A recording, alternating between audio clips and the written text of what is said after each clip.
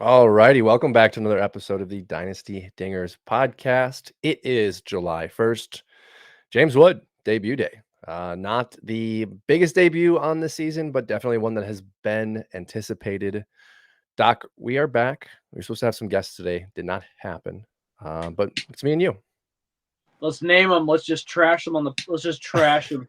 Yeah, man. No, I'm feeling good. As anyone watching might be able to tell, I got some sun. I was playing softball yesterday, double Yeah, you had a header, tournament. How many games?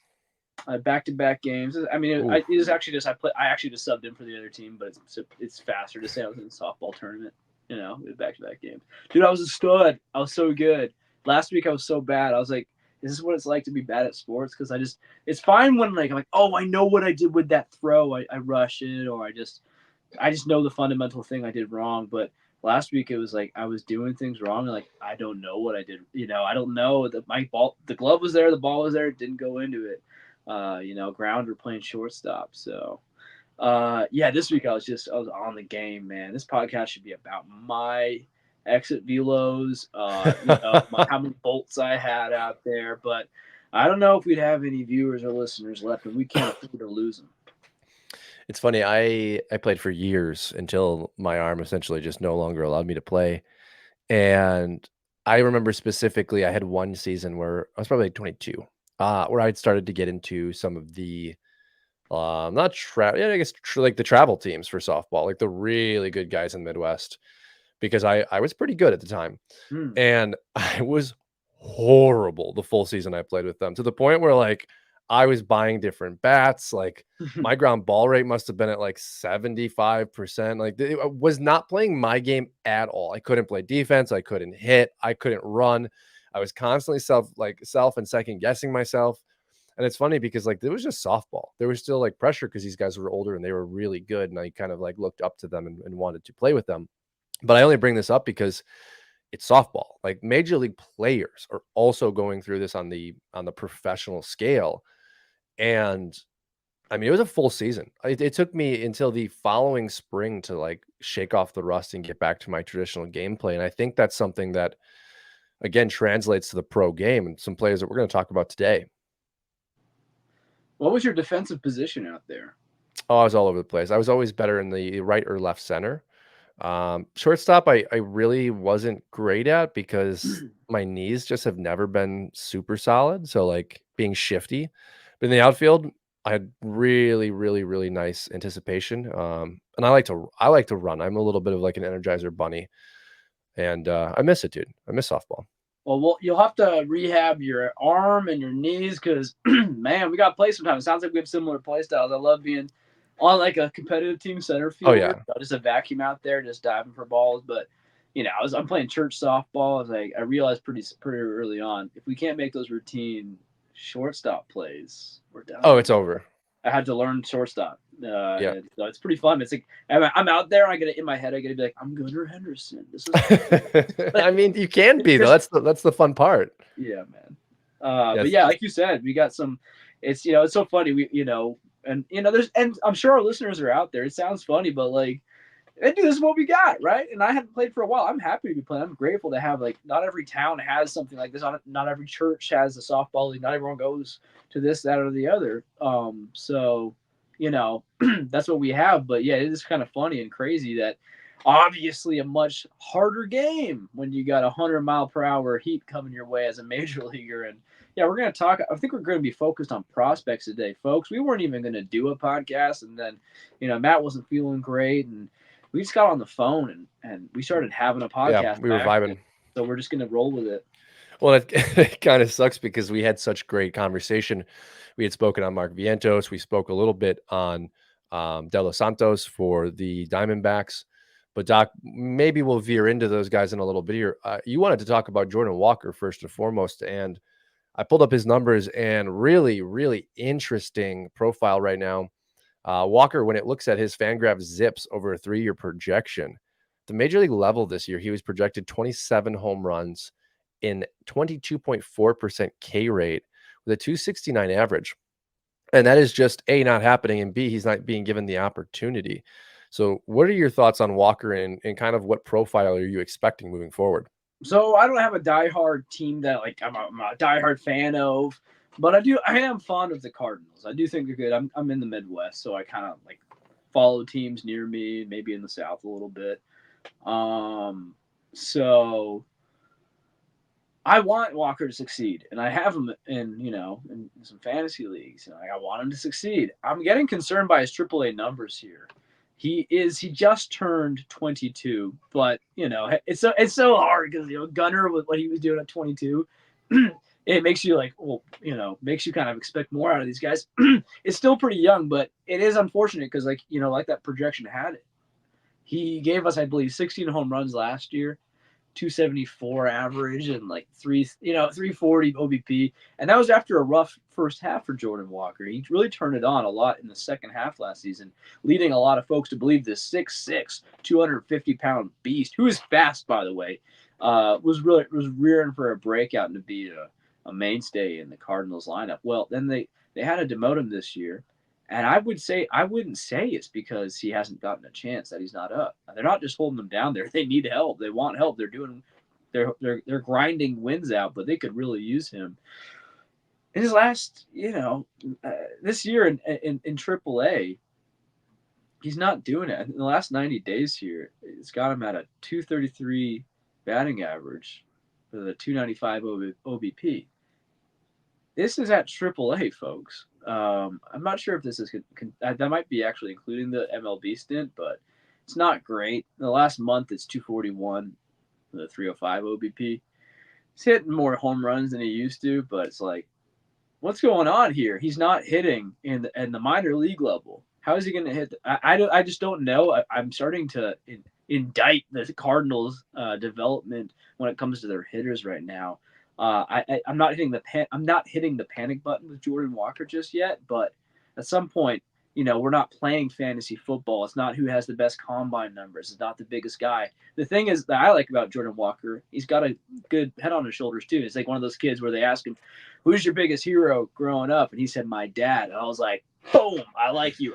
Especially when everything else is there. It's like that's not going to carry you, but that's such a nice cherry on top.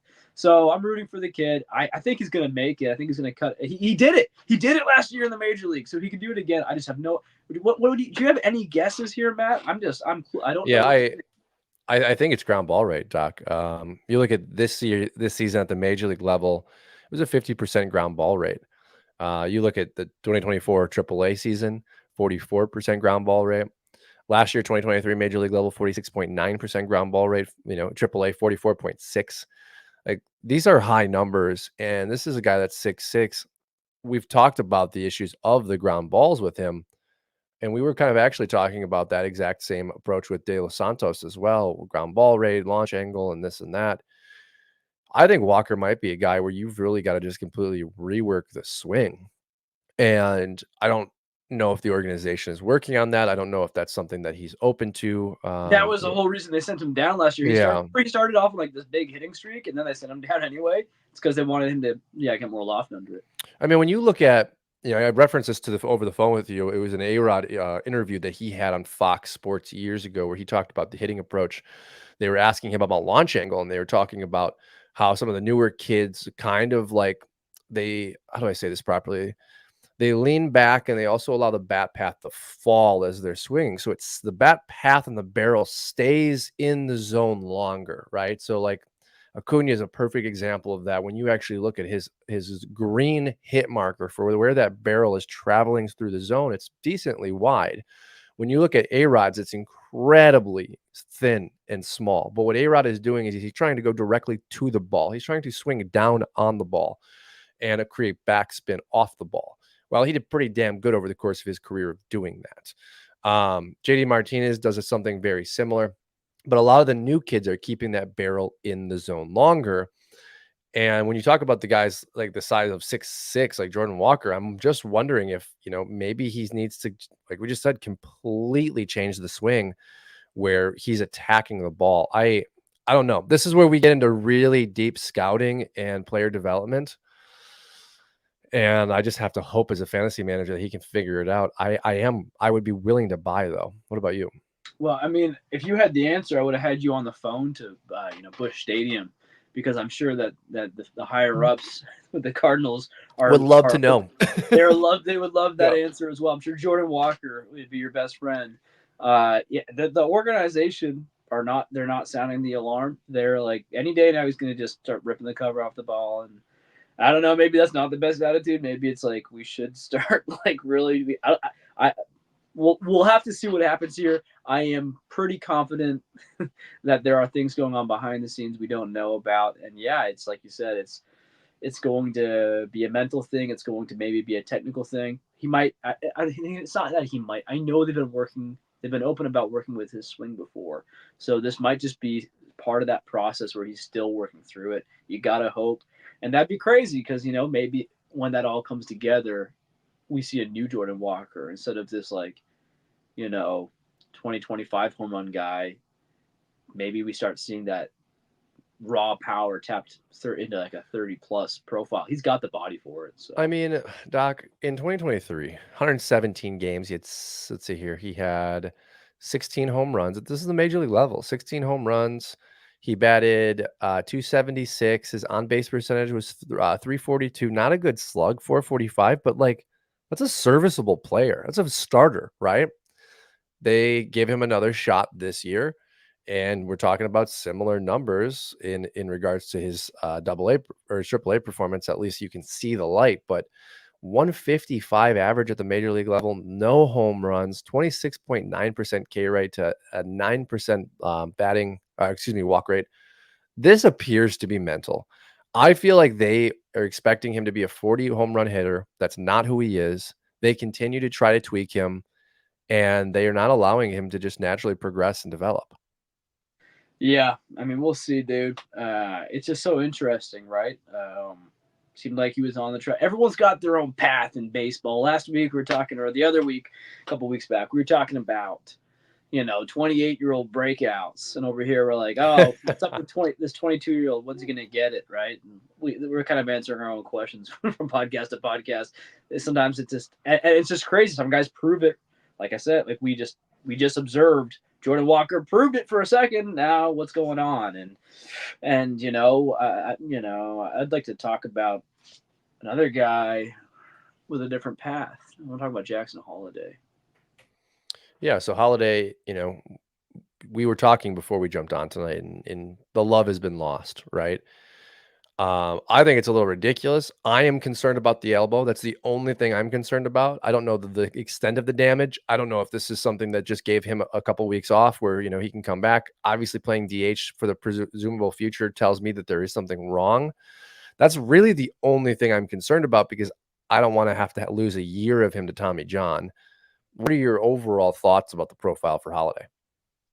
I think that we have a funny industry, funny game. It's a human psychology experiment in some ways because you can have a guy at AAA mashing and destroying, and when they're not called up, we question these people who are paid a lot of money, to know better. Sometimes they don't know better, actually. Sometimes they're the Oakland A's. But in other cases, or the Chicago White Sox. And then in other cases, though, with the Baltimore Orioles, maybe we should have trusted their judgment because they brought him up. They were kind of forced because he was mashing. It's like, Yeah. all right, let's see what you got, buddy. And he came up and he wasn't ready. He was a fresh faced 20-year-old, just needed more time.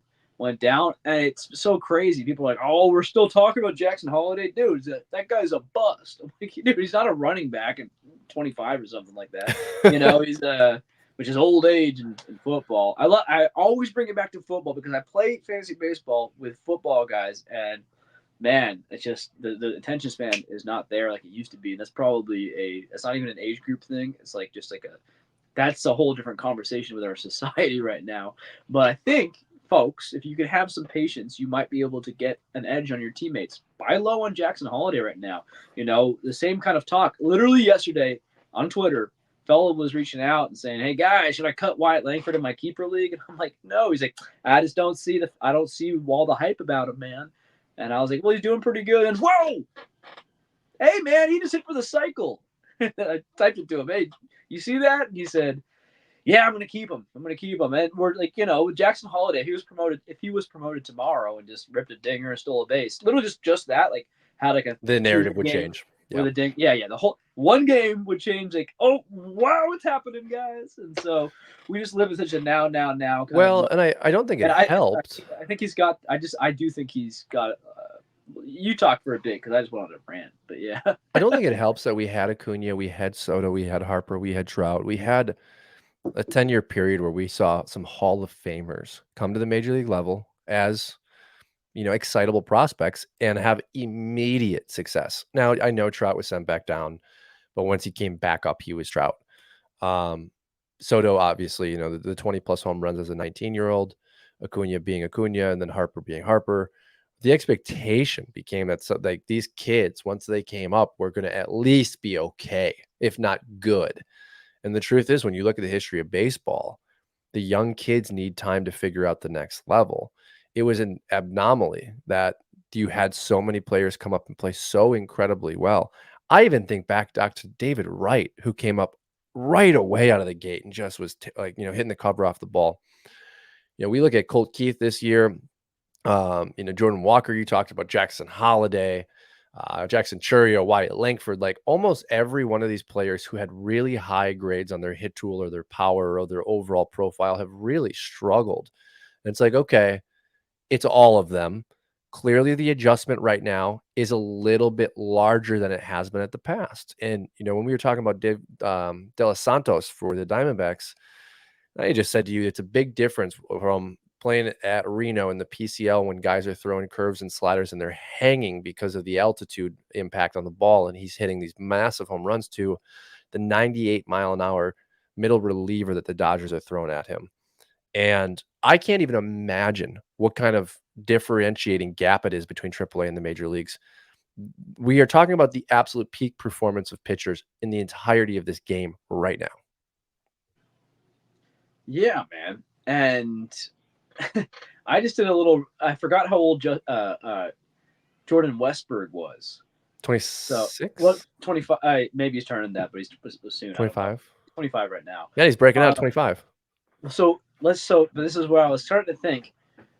I was listening to what you're saying, but more importantly, like a good listener, I was thinking about what I was going to say next. At least he's honest, right? No. Everything you said there, man, completely has merit. But I'm just like, what was it about this? Jackson Holiday, because the hype, it's so crazy. We have to actually put our brains back to where it was. It's hard to almost remember what the hype was in a way, and it was immense. And it's like, okay, Matt Holiday's son. That's a huge one. Number one overall pick when he wasn't supposed to be, or according to some people. And then he just blows the cover off the ball. All these things. And then it's not like he's in a cruddy organization, in a great organization. And he's got this golden boy look. He's coming on up. He's got everything going for him. He's just kind of like, we got all these other stud prospects. The Orioles are ascending, and they have other rookies kind of breaking out. Okay, well, this is our number one prospect. Surely he'll be the promised, the prince who was promised. He's going to lead us over the edge here, and then just doesn't do it. And I just looked around. I'm like, well, you think about it, guys. This is not a small age gap. He's 20. How old is Cowser? He's 24 or 25. Kierstad's 26. Westbrook's 25. These guys are 5 or 6 years older 5 or than. 6 years older than him. Yeah. And Yeah, Stowers is 20. I think Stowers is yeah. 26 or 27. Yeah. Like I It's agree with you. I don't think it's going to take that long for him, but I think that the attraction and the reason I'm still on him, because you can look at his profile and you're like, what's so interesting? People are trying to poke the holes now, right? What's so interesting after all? Maybe what were we thinking? And I see, it's like he doesn't have that mind blowing power, electrifying speed. Man, like I think he's walking more than in the last 28 days. Yeah, he's So got. he's literally walking. So his walk rate is 22.8 at Mhm. AAA. His K rate is 22.1. So it's very slight, but Doc, It's great, he's dude. 20. Like we were talking about this kid and how his body is still going to develop, right? Mhm. Like it is unfair for the industry to completely discredit him. The kid is going to change as a profile. Absolutely guarantee it. Like he's probably going to end up either as more powerful than we thought or a hit first prospect who really cashes in on runs, partially stolen bases, RBIs. Like the gamer tool will really be attached to him, but at an elite level. The kid's 20. Do you know what's going to happen? Do you know what's going to happen? Like, before the season, when the hype train was crazy, we liked Gunnar. We didn't know Gunnar was going to be this good, this fast, which is even crazier. So now it's like, and what does that mean? I think ideally you probably have Holliday leading off, maybe Adley second, and then Gunnar third, just mashing. Okay, I need to ask you this because that's incredible to think about, but there's more. But wait, there's more. Do you think they really are able to re-sign both Gunnar and Adley long term, or do you think they choose? What I think Adley's control is going to run out first. When does that run out? Do we know? I would guess 2028. I'll look it up, but I would guess 2028. Yeah, service to arbitration eligible. He's a free. Yeah, good guess. 2028, dude. Yeah. So they got time. It's 4 years. Yeah, they do have time. I'm not really worried about it. 5, 6, 7, 8. I mean, they after this year they still have 4 years, right? Yeah, he'll be 30. That's crazy. Yeah, that's. I mean, it is crazy, but like this is kind of how it works, and I think the big thing here too is like they also know they're not signing Jackson Holliday long term, right? Like Scott Boras is his agent, so. Why bring him up before he's ready to actually compete now? Personally, I hold his rookie eligibility into 2025. What do you do here? Oh, I mean, the fact that he's hurt, you know, I had him in I had him in I always forget the freaking name of it. The NFBC league that they won with all the gurus. Okay, yeah. The greatest the greatest invitational. TGFBI, greatest fantasy baseball invitational. The great, yeah. Anyway, I had Jackson Holliday. I cut him. I actually picked up Mayo instead. I think Holliday is a more well-rounded player. I think he's going to be, one of these heart and soul guys of the team, really getting them off. I think it's going to be fantastic. I think there's potential for Jackson Holliday to be a generational hitter. Which is like I think he's got a peak of 300. That's not every guy, and it's not like an Luis Arias kind of 300 either. It'll be fun. It'll be a fun ride. So, yeah, I mean, we could talk about Baltimore all day. Coby Mayo's coming back. I think Coby Mayo's going to be pretty solid. Some people are low on Mayo, though. You could talk about this, too. I love these takes, though. There's a guy in the Dynasty Guru Discord talking about how the parks he's playing are short. You know, they're not that. Yeah. So I have some interesting data on Mayo. So okay. I'm going to preface this with, the conversation you and I were having with Deyvison De Los Santos, again, of the Diamondbacks. This is the fourth time I'm mentioning his name. You and I were on the phone. We were just talking, and I was telling you that I did a deep dive into him because he's at 25 home runs now. And every single day on Twitter, I'm watching him hit another one, and they're awesome. I mean, he's profiling out to possibly be an incredible player that just took a little bit of time to develop. About a 23% K rate. Walk rate's really low. Walk rate's at like a 5, so there's some concerns there. He plays at Reno, plays in the PCL. Big time issues with that. We don't really know if the profile is correct. So now that I've prefaced that, these are his numbers. 92.8%, they're 92.8 miles per hour exit velo. This is for De Los Santos. 4-degree launch angle for De Los Santos, which is really concerning. And then an 8% barrel rate. So I bring that up because Coby Mayo, in comparison, grades out way better with his statistical numbers. Coby's at 92 miles per hour as well, not the 92.8, but we're talking about a mile per hour average here. A 19% average launch angle, which is literally the sweet spot. That's what you want. And then a 10.6% barrel rate. So I am loving what I'm seeing from Mayo. Mechanically speaking, he should come up and hit right away. Yeah, brother, I'm not going to kill you anymore. Let's talk some De Los Santos. I'm getting the hit, man. I got it. So, I threw that at you. So tell the people at home, what's that? I'm sure that's going to actually be something that stuck out to listeners right now. 4th percentile launch angle for De Los Santos. 4 degree. 4 degree. Sorry. Yeah, 4 degrees. So basically, if 0 is, I'm taking a bat and I'm just, swinging across my body with no up or down angle. We don't want that, right? That's not good. The sweet spot is like 15 to 22 range, and then as we get up, it gets a little bit more into pop-ups. So if we look at Vladimir Guerrero as a profile, him in his career, throughout his career, has had an issue with his launch angle. And it's something what we just talked about with Jordan Walker as well. Ground balls, it's something that James Wood may struggle with until he's able to really start to tap into a different launch angle. But just for reference point, at 4 degrees for De Los Santos, 2024, Vladimir Guerrero has a 5.3 launch angle. His 2021, where he was incredible, a 9.4. His 2022, which was underwhelming, was a 4.3. His 2023, 10.5. So it's actually really weird looking at Vlad. It's like he's constantly like up and down.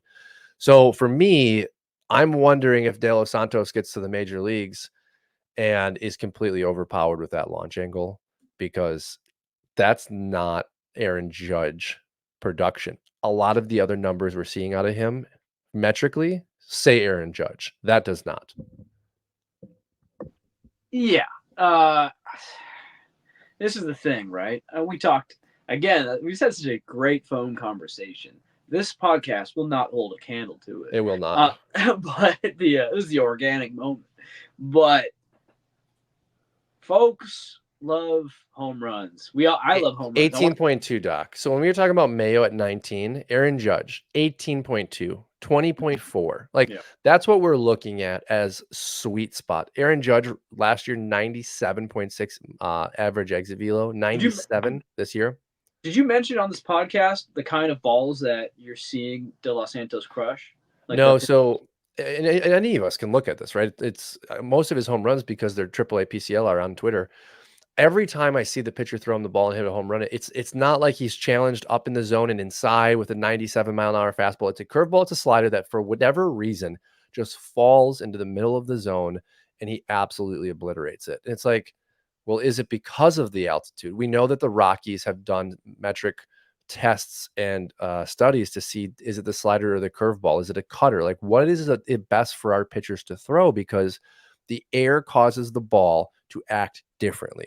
That is a proven fact. So my concern in the PCL is that these guys are not striking out as much because the ball is more hittable. And if the ball is more hittable for a power guy, he's probably going to be able to launch that ball even with a 4-degree launch angle.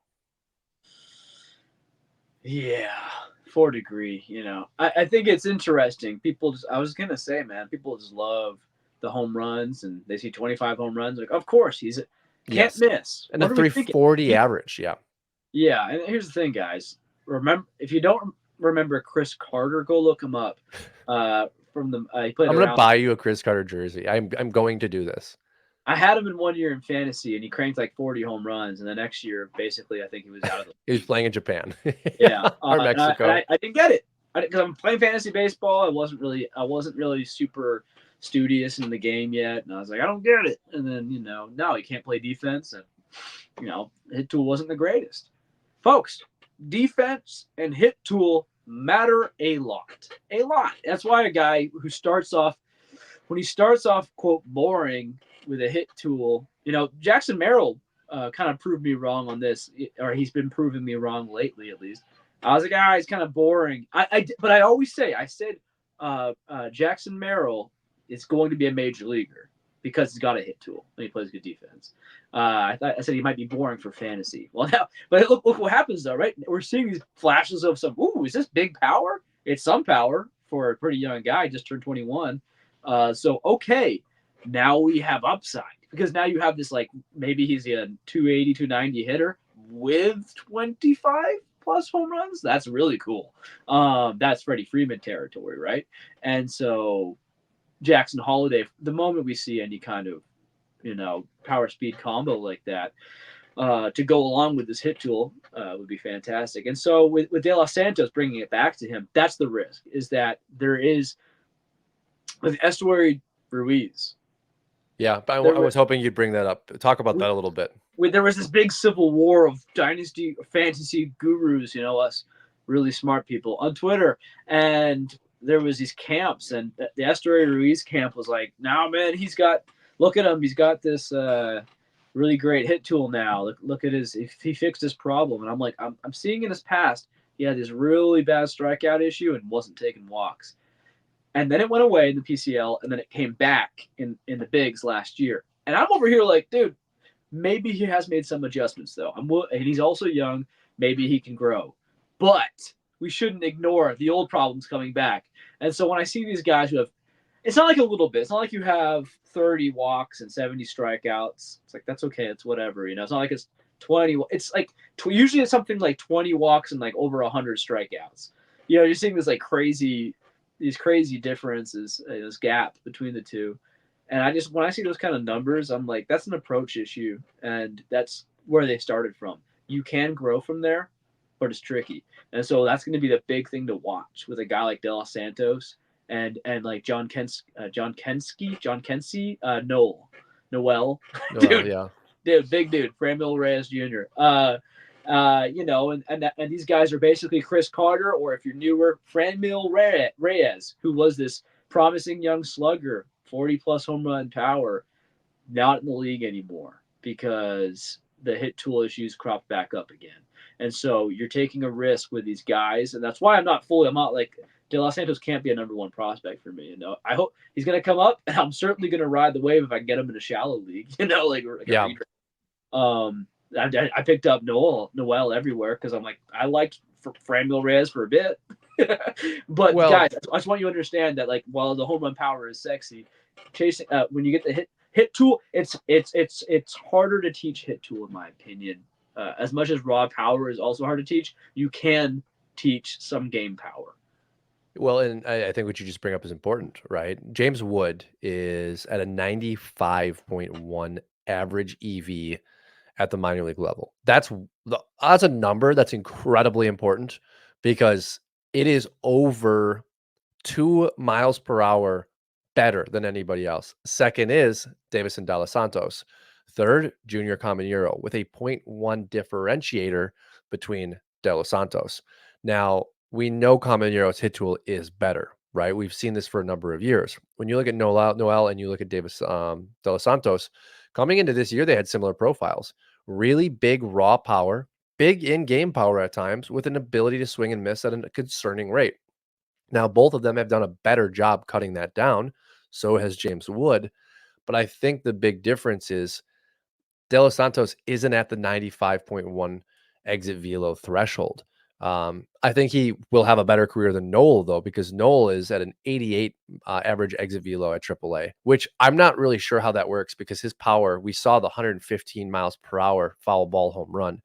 Like he has it, but you can also evidently see the swing and miss in Noel, right? Yeah. I mean, I saw him he's taken a couple walks so far. Like any walks are cool, to start off with. When you have these guys who I'm just so worried about that. I played a lot of OBP leagues, so a guy who crushes, even like an Adolis Garcia is even a bit of a liability there. Obviously, this season he's been a liability in every league pretty much. But even last year when he was killing it, you're making a trade off. There's a cap on how many walks he's going to take.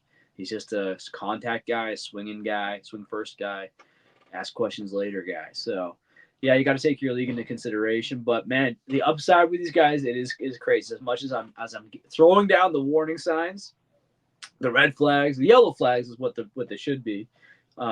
It's there is massive upside because there's not too many human beings who have 40 to 50 home run potential.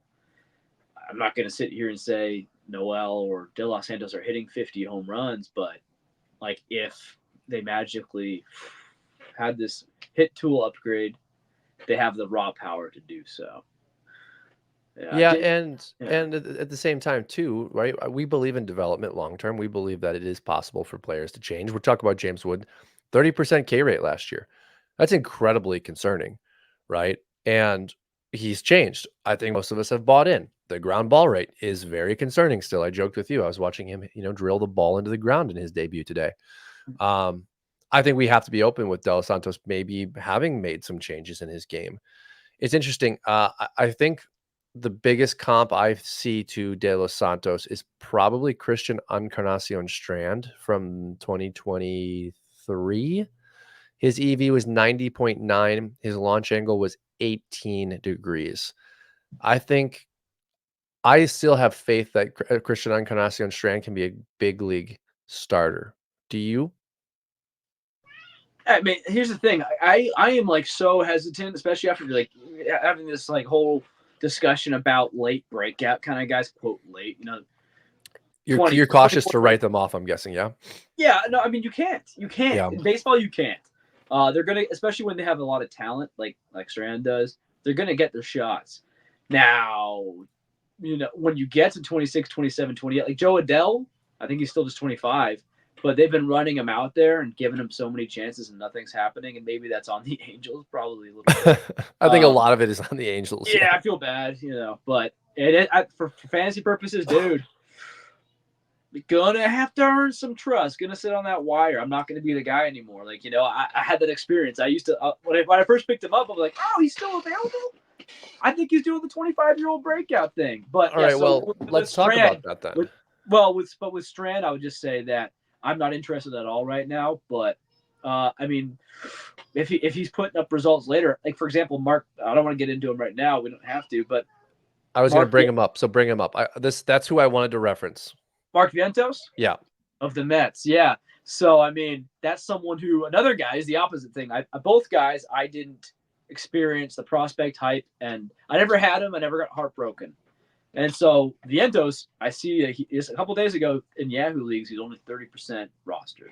Today, I think he finally cracked 50%. This guy's like a top 50 bat the last month. He's just crushing baseballs. Tonight he's 2 for 4 again. Like he's not just crushing. He's hitting the ball. Yeah, he's hitting the ball. He found out there's this whole story going around about how Bryce Harper, he's the raw power whisperer. He said, "Hey, buddy, which you probably shouldn't do if you're not on his team because now there's trouble." You know, Mets and Phillies, right? But he said to him, "You're strong." And it kind of all probably happened in London too, right? Yeah, that makes sense. Yeah. Maybe over a pint, Nate. Over a pint. Yeah, they're like, okay, they're literally having a beer. Yeah, they're like, he's like, dude, chill out, just swing. So what they said, well, yeah. So Bryce Harper said, "You are strong. You don't have to try to crush it. You will hit home runs if you make good contact." And it comes down to that for a lot of these, you know, hit tool first guys. If you're able to hit the ball right where you want to, and you can hit the right launch angle, they'll go out. You know, eventually you'll get enough that go out. And when you have raw power, natural raw power on top of that, they're really going to go out. That's the Jordan Walker upside too, right? Yeah, you know, he's kind of like this. Yeah, all these guys with this massive raw power, if they can just chill with it. But that's the thing. I mean, does Mark Vientos did flash some on base capabilities in the minors? You know, De Los Santos and Noel. We're going to find out if, you know, they've been flashing it now. You know, what's an interesting case, though? You were bringing up James Wood. He was kind of like the opposite of these guys. I was so excited about him because he had this great ability to take walks and have a nice OBP early. And then in AA, he just morphed into this, like, exactly what I'm talking about. Like, big gap. I think he was like 20 walks, 100 strikeouts, something nasty. And I was out. I wasn't out, but I was like, I put him to like my 40 something in my rankings. I'm like, it's gonna take longer than I thought.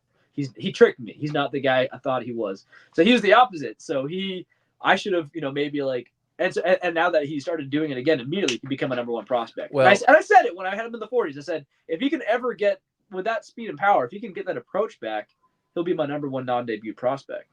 I'm glad you brought that up because I was on him in A ball for the Padres. That was when I really started to like look at guys in high A and low A and really start to take prospecting seriously. And I came across Wood before they traded him, and I was like, oh, you know, 10 home runs, like showing really good average, good strikeout rate.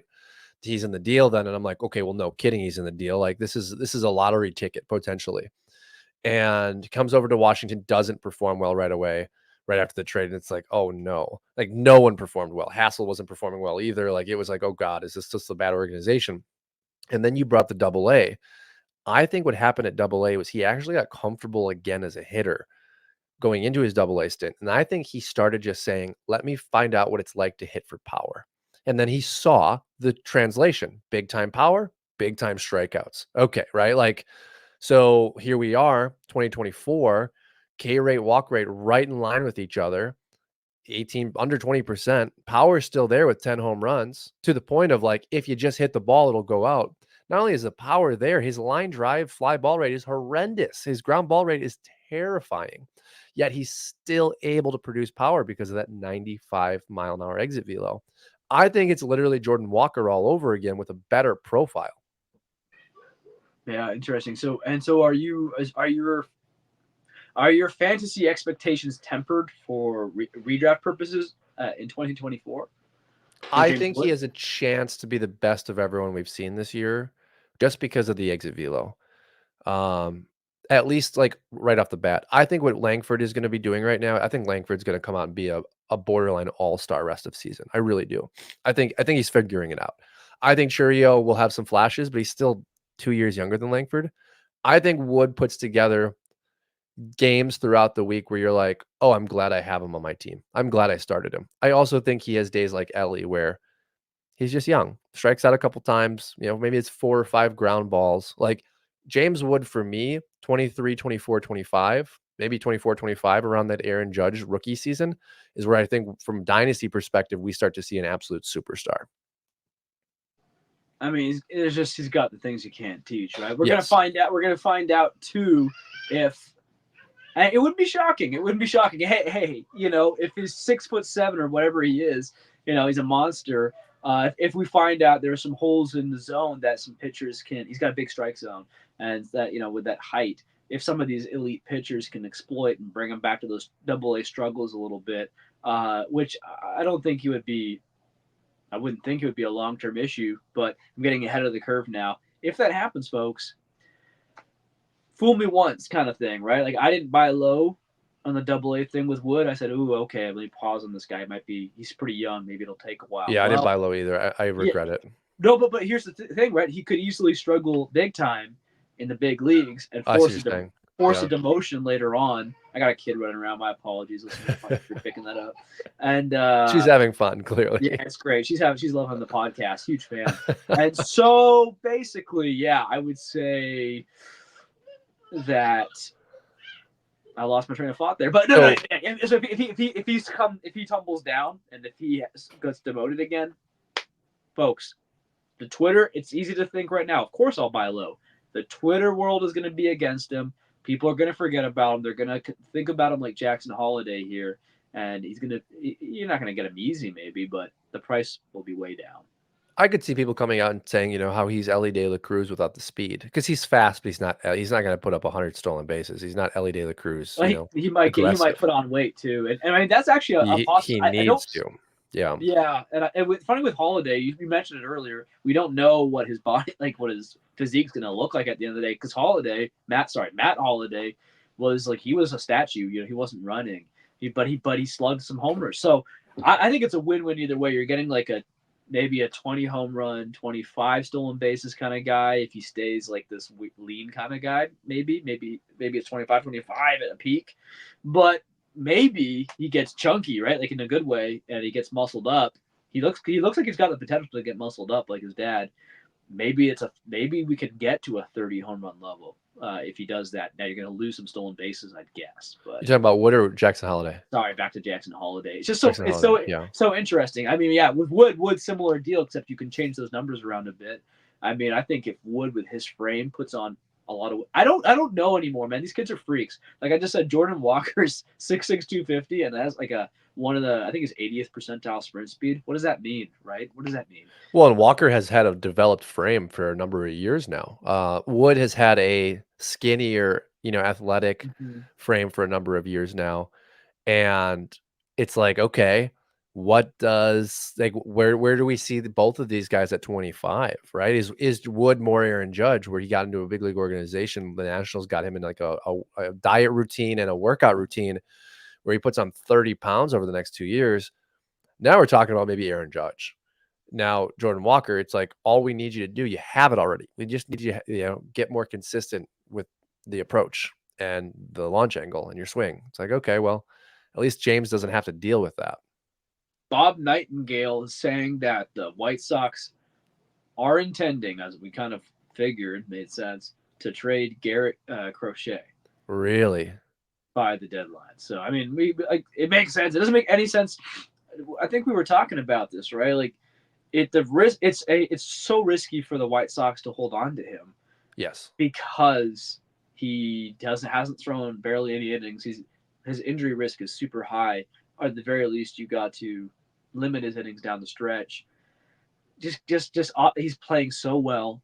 Cash You in. know? Cash in on the ticket. What do you think, Mariners or Orioles? I mean, I I think don't really. I think It doesn't really make any Orioles. sense for him to go to for the Mariners. Actually, I was thinking Vladdy. So Orioles. Who else? We've heard. Have we heard the Padres?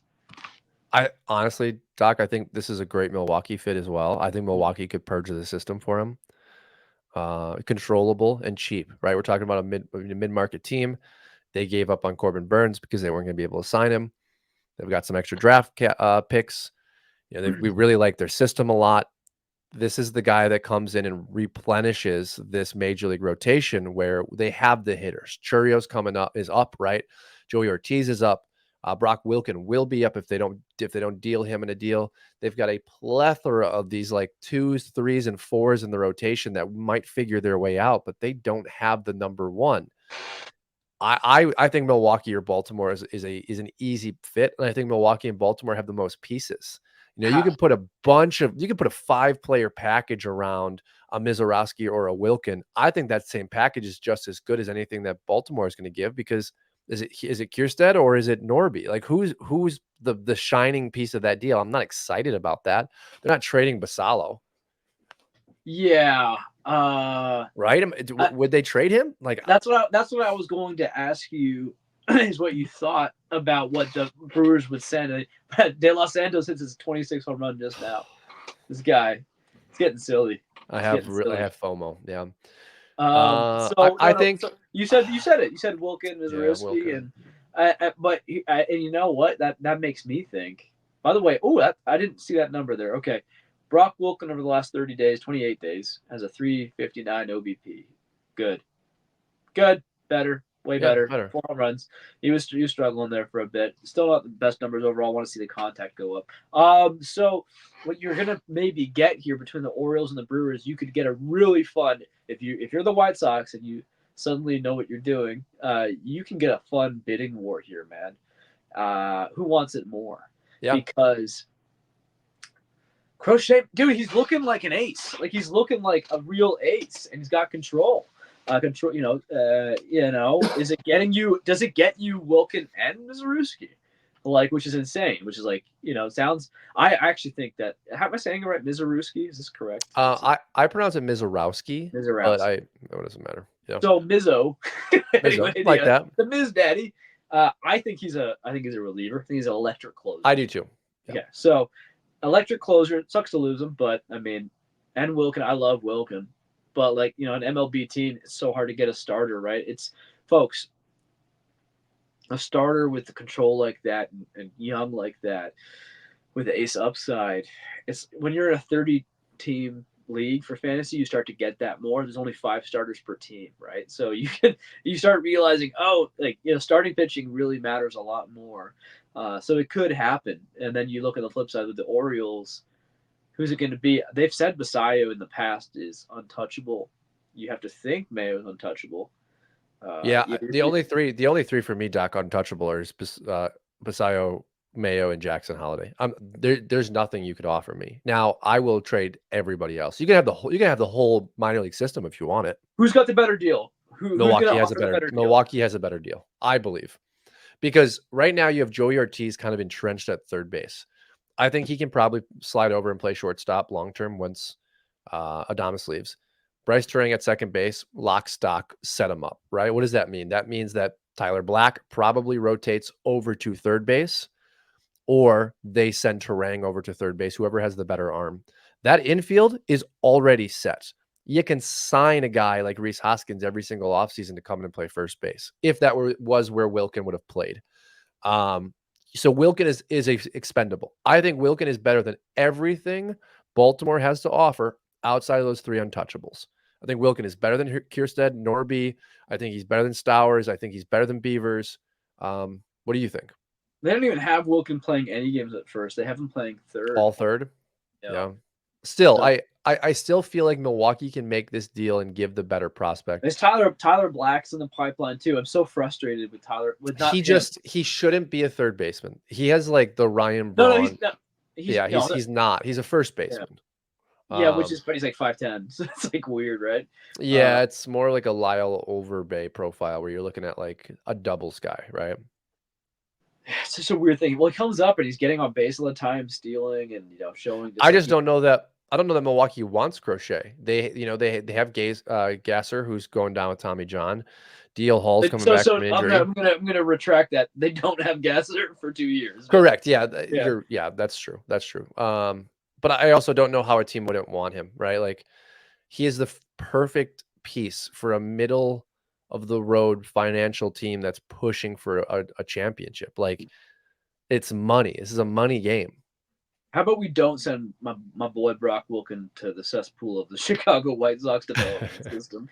But yeah, it'll be interesting, man. And you never know. Like I've heard the Padres mentioned. It's like kind of annoying though. Like get out of here, guys. You guys are always doing this. Stop. And who do they? I mean, yeah, I don't know anymore. Their farm system's getting with Snelling starting to really fall apart. Yeah.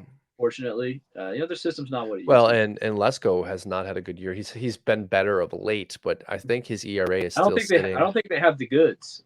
Yeah. Compared to the Orioles or as you said, the Brewers here. So the Orioles, dude, I mean, it's gonna have to happen. They have too many riches. We got Dylan Beavers in there too. I feel like Dylan. People have said, well, he plays center field, so he's got something that Kierstead and Cowser don't. I think Cowser can play some center. I think, but in terms of, I don't, dude, they have too many guys. You trade. You need a starting pitcher. You have a ton of batters. Make a deal. Well, and right now you have some of these teams like Baltimore, Milwaukee.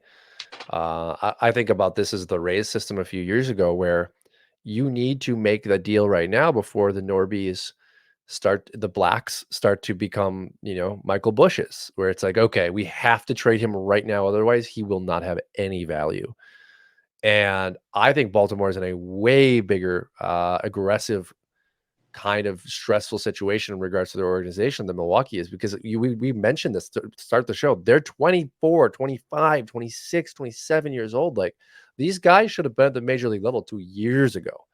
And so I would love to see them go to the White Sox, a 7-player deal where the White Sox literally bring up all these guys the next day. And it's like, okay, Norby's a starter now. Keston Kierstead's a starter now. Beavers is in AAA and he's going to be the center fielder next year. Like that would be really cool to see. Look at Joey Ortiz. Yeah. He just, perfect example of like, yeah, he's just wasting away there. And now he is entrenched with the Brewers. Well, also, I didn't have Joey Ortiz being Joey Ortiz. And I don't think Joey Ortiz is this generational talent that Bryce Wilson, alluded him to be in his interview. But I do think Joey Ortiz is a very good baseball player. I think he's an absolute starter, and I would love to have him on my team. I didn't see that from a profile perspective because he was so buried in that system. Mm-hmm. Yeah, no, it's like the opposite of Wilkin, where I'm just like, no, don't do that to my boy, but please do it to these other guys, because it would actually help those guys in the Orioles who are just like, dude, Kierstead's got back-to-back home runs. It's like, well, I mean, how long could he have been doing this for you, right? And yeah, it's well, I think I said it to you earlier. I think of Kyle Stowers, right? Like this kid's got really nice EVs at AAA. His metrics at AAA are pretty fantastic. When I was digging around last night, he's 26 years old. He'll be 27 in January. Like this is going to be a 27-year-old in 2025 that hasn't yet had the opportunity. Like that's bad. Now he is batting .232 at AAA, so like there is that. Yeah, we've talked a lot of Orioles this thing, man. We're getting a little bit closer on there. I've been kind of this is great. Everyone at home just is like, if this is how the phone call went. We didn't plan anything really. We had a couple guys in mind, but we just started bouncing, off of each other, and I think it was fun. But But Matt, was there anyone on your mind that we didn't touch on today? No. Even looking over our outline, I think we talked a little Ortiz. I think our Vientos conversation, even our De Los Santos conversation, as you said, can't be replicated. But I'm excited to see the power play out, and With who? with Vientos at the major league level, Yeah, we and didn't really then talk Vientos as much as we did on the phone. yeah, yeah. That I mean, yeah, go on. the EVs at the minor league level, 93 point something. So he was even a little bit above De Los Santos. K rate was always a concern. I saw him actually in Milwaukee when he got called up a couple of years ago, and it was one of the worst at bats I've ever seen in my entire life. He just looked incredibly overmatched.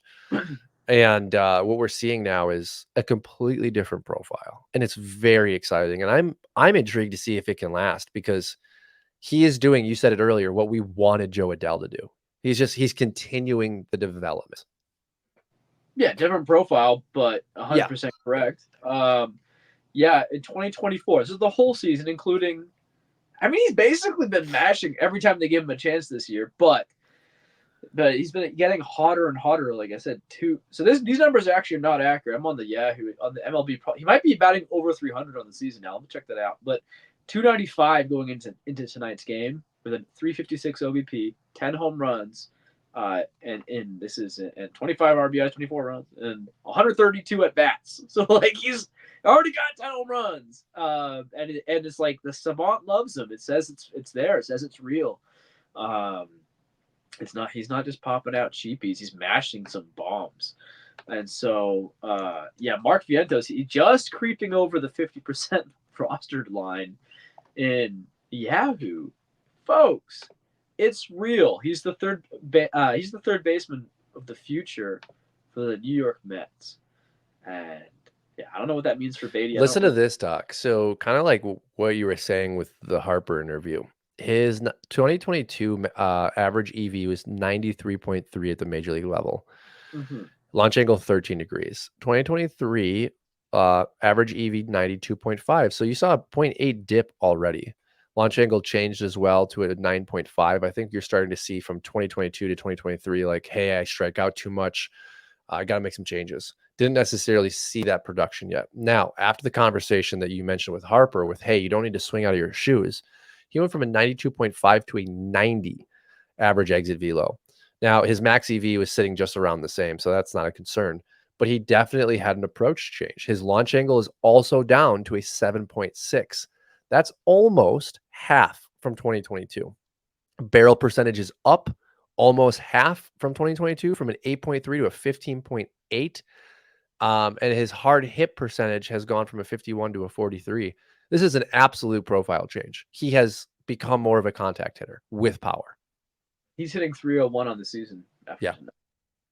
I mean, this is what we want to see from every one of these guys. I mean, 30% K rate in 2023 was what Vientos had. Like, the guy is completely changed. It's beautiful to see. Yeah, we have a 301 hitter, folks, with who's mashing 10 home runs in like 100 at bats, and he's 50% owned on Yahoo. At this point, I'm just gonna start tweeting. You're stupid if you have Mark Vientos on your free agency or waiver wire. Yeah, You're yeah, just a dumb person now, and now yeah. you're not paying attention to sports. So I'm gonna start insulting you. Maybe that'll work. It's funny. So I saw my buddy Eric Samolsky, who works for Yahoo, NBC Roto World, really nice guy to me. Uh, we agreed on Victor Scott. We're both suffering there. But I've seen in his write-ups for waiver wires today. He released the same thing. He's like, "What's going on, guys? I'm gonna have to keep writing about Mark Vientos until you pick him up. Here's Yeah. why. Look, maybe try his other guy if you really hate him, but you should just go ahead and pick him up." Yeah, dude, it's great to see. I'm having like an allergy attack. Yeah, Not dude, really, tell me but about it. you smell, folks. If you're hearing an extra little bit of nasalness tonight, did I do that? That's just Doc. Doc needs to see a doc, or at least drink some more whiskey to clear that Brennan out. Doyle, game tying home run in the bottom of the eighth. Milwaukee, I Colorado, so don't 7 believe 7. in Brenton Doyle, but it's impressive what he's done. I think he's in the process of changing his Better for very batting average leagues than OBP leagues. yes, yes. But yeah, I would agree with you. Tooled up player that may never fully put it together, but also if Hey, he whoa, continues to what a game. change. That's his second home run tonight and a stolen base. Here's the thing, dude. I'm not like prideful. I try my best not to be prideful. I'll admit, like when someone's like, "You're proving me wrong," man. And dang, yeah. If you're gonna go 2020, dude, I mean, just how don't. crazy is it? How crazy is that he is the one that was like of value? You had Nolan Jones and you had Brenton Doyle. If you were to tell me coming into the season that to finish the year, the more valuable player would have been Brenton Doyle, and by a far margin, I would have been shocked. We have 3 months left of the regular season, my But I'm just brother. saying, I agree with you. Hey, I'm just Nolan saying Jones right had another now. hit too, though. He's 2 for 4 tonight. He's the greatest. Yeah, he did just get out. Yeah, I think he hit the Dude, umpire. so yeah, well, he actually had been doing really well since he came back from injury. He had like a over 400 OBP. And then I wrote an article about him, and as I was writing it, he hit a home run. I'm like, yes. It posted on Sunday, 0 for 6 on Sunday. I said, okay, guys, well, point still stands, but I try to ignore that. It's so obnoxious when it's 0 for 5 or more, it doesn't look good. It's like, oh, his career's over. Um, but I still like Nolan Jones better long term, especially because I'm an OBP guy and I think he's got more of that in him. But you know what, dude, Brenton Doyle, if you're gonna keep it up, man. Apparently he's going on another hot streak: 2 home runs and a stolen base, 3 for 4. Well, and this is just the start of a 7-game homestand for the Rockies. Check him out here. This could be Yeah, a really big but week. dude, that's such a Brenton. Sorry to cut you off, but that's so Brenton Doily. Like his last 4 games. So tonight 3 for 4 with everything we just said. Last game 0 for 5. Game before that 0 for 4. Yeah. Game before that a home run and a stolen base. I have him in our 30 that, man. I'm 0 for aware 4. that he is he's very, very streaky. Yeah. It's fantastic. I'm gonna wrap it, Doc. The last thing Yeah, I'll say dude. is De Los Santos home run tonight was 110.1 miles per hour off the bat. Love to see that. So, the exit velos continue to climb for him. We've talked a lot about him and Vientos tonight, but I think we did our phone call justice. Yes, we did it. Yes, yes. I'm proud of us both for marching onward, and I hope the folks at home enjoy.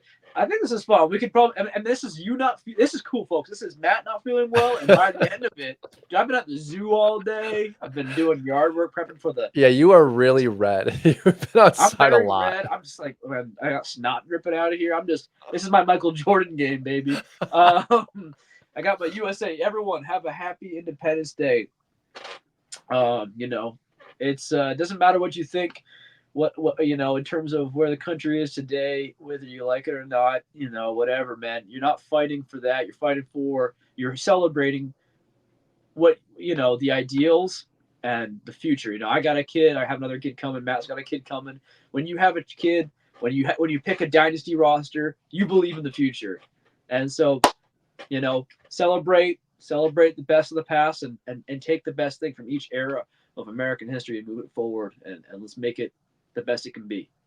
Hell yeah. Well said, Doc. I share that sentiment, and I wish everybody a happy 4th, happy Independence Day. Hopefully you've got some sprinklers, some hot dogs, lined up, maybe a little parade here or there. But, again, happy 4th. Anything else today, Doc? I'm your Huckleberry. We will see you guys next week. Thank you.